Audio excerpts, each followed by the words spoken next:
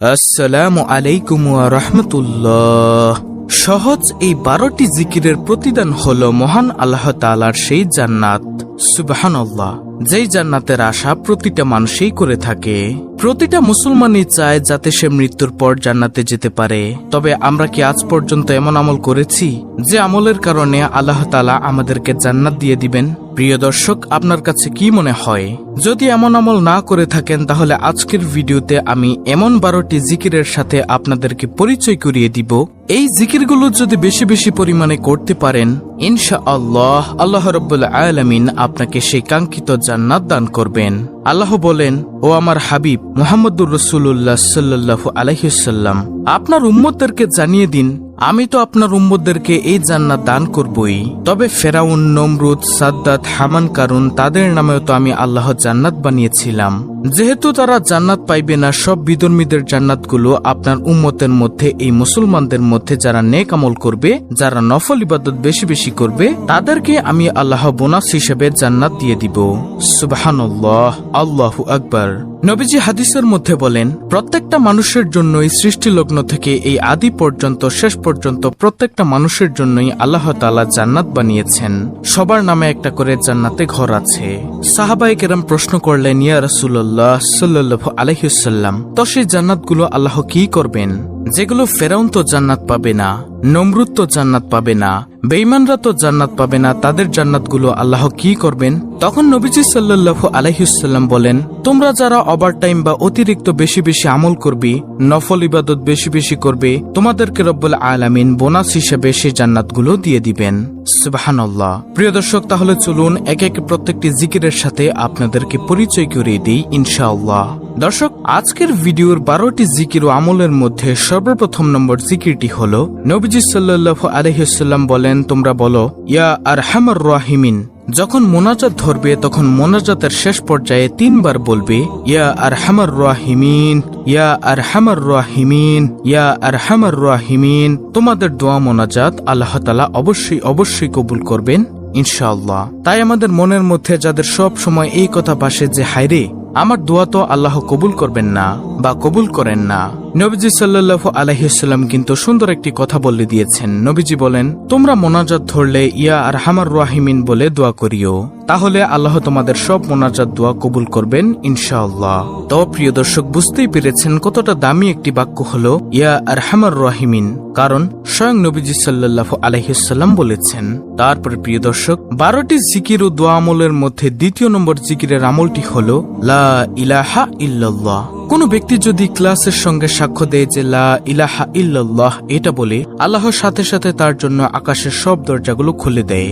সুবহানাল্লাহ, আল্লাহু আকবার। নবীজি সাল্লাল্লাহু আলাইহি ওয়াসাল্লাম বলেন, যখন কোন ব্যক্তি লা ইলাহা ইল্লাল্লাহ এর আওয়াজ দেয়, আল্লাহ রাব্বুল আলামিন তাকে নিয়ে ফেরেশতাদের কাছে গর্ব করতে থাকে।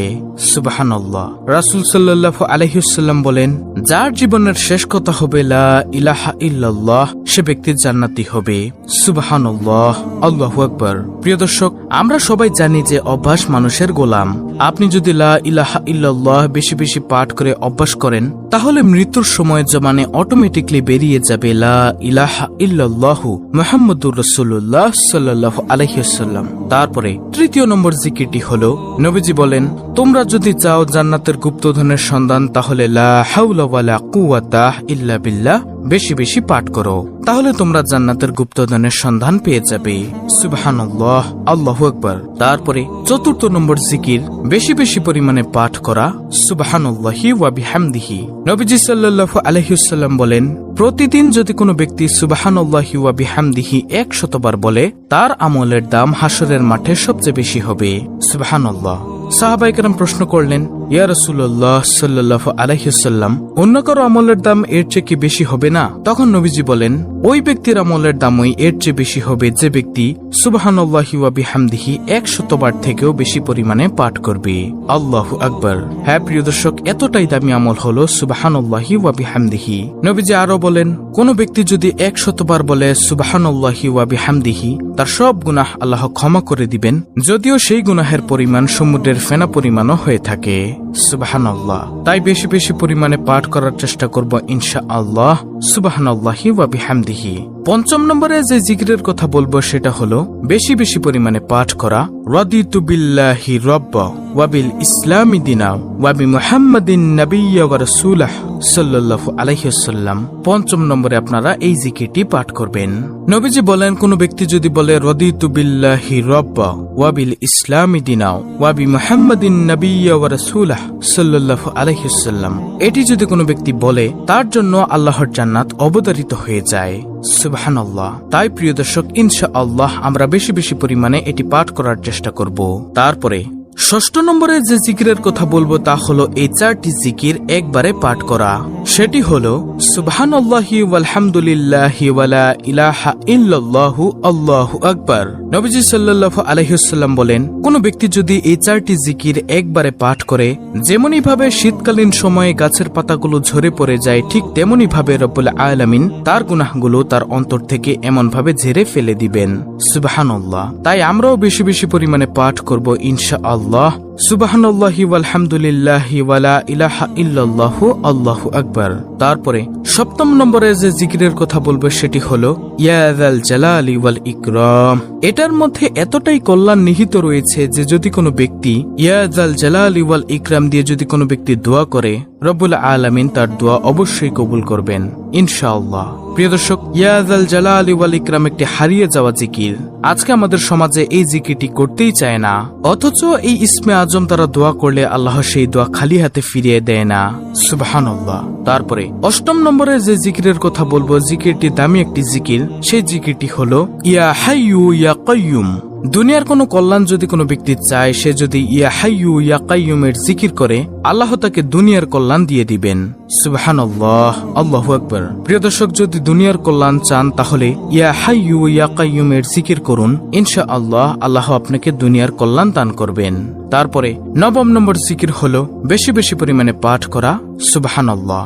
নবীজি সাল্লাল্লাহু আলাইহি ওয়াসাল্লাম বলেন, কোন ব্যক্তি যদি সুবহানাল্লাহর আওয়াজ দেয়, আল্লাহ রাব্বুল আলামিন 7 আসমান ও 7 জমিনের মধ্যবর্তী যত ফাঁকা জায়গা রয়েছে সব জায়গা আল্লাহ নেকি দ্বারা পরিপূর্ণ করে দেন। সুবহানাল্লাহ। নবীজি আরো বলেন, কোন ব্যক্তি যদি সুবহানাল্লাহর আওয়াজ দেয়, আল্লাহ রাব্বুল আলামিন জান্নাতের মধ্যে তার জন্য একটি বৃক্ষ রোপণ করেন। ওই বৃক্ষের ছায়া এত লম্বা হয় যে একটি দ্রুতগামী ঘোড়া যদি 500 বছর পর্যন্ত দৌড়ায়, তারপরেও সেই বৃক্ষের ছায়া অতিক্রম করতে পারবে না। আল্লাহু আকবার। তারপরে দশম নম্বর জিকির হলো আলহামদুলিল্লাহ বলা। নবীজি বলেন, আলহামদুলিল্লাহ শব্দটি মিজানের পাল্লাকে ভারী করে দিবে। সুবহানাল্লাহ, আল্লাহু আকবার। এবং এই আলহামদুলিল্লাহ শব্দ দিয়ে আল্লাহর নিয়ামতের প্রশংসা গুণগান গাওয়া হয়। আল্লাহ বলেন, যেই বান্দা আমার নিয়ামত পেয়ে নিয়ামতের শুকরিয়া আদায় করলো না, আমি তার নিয়ামতকে ছিনিয়ে নিয়ে যাই। আর যেই বান্দা আমার নিয়ামত পেয়ে শুকরিয়া আদায় করলো, আমি তার নিয়ামত আরো বৃদ্ধি করে দেই। সুবহানাল্লাহ। তাই বেশি বেশি আলহামদুলিল্লাহর জিকির অবশ্যই করবেন ইনশাআল্লাহ। 11 নম্বরে যে জিকিরের কথা বলবো সেই জিকিরটি হলো ইয়া রহিমু ইয়া রহমানু। যে ব্যক্তি আল্লাহ তাআলাকে দয়ালু হিসেবে ঘোষণা দেয়, আল্লাহ বলেন, ও ফেরেশতারা সাক্ষী থাকো, আমি আমার বান্দা অথবা বান্দিকে দয়ালুর চাদর দ্বারা আবৃত করিয়া তাদের জীবনের সব গুনাহগুলো ক্ষমা করে দিলাম। সুবহানাল্লাহ। আপনি যদি আল্লাহর এই গুণবাচক নাম অর্থাৎ ইয়া রহিমু ইয়া রহমানু এটা বলে দোয়া করেন বা ডাকেন বা স্মরণ করেন, তাহলে আল্লাহ তাআলা আপনার গুনাহগুলো ক্ষমা করে দিলেও দিতে পারেন। তাই এটি গেল 11 নম্বর আমল। তারপরে সর্বশেষ 12 নম্বর জিকির বা আমল হলো নবীজি সাল্লাল্লাহু আলাইহি ওয়াসাল্লামের উপর দুরূদ পাঠ করা।